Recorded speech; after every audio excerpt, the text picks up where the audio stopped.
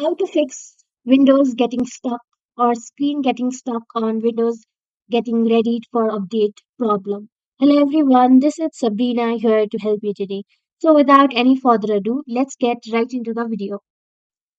So this problem has no other solution except for turning off your device to your keyboard.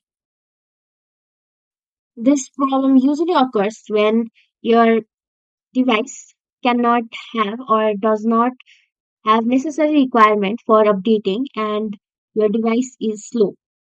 So in order to fix that, what you will have to do is first search for the power button in your keyboard. Keep on pressing it until your laptop or your monitor shuts down.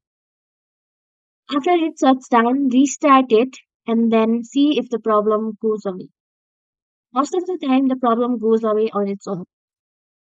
So that's it. Thank you for watching this video. Make sure to like, share, and subscribe to our YouTube channel.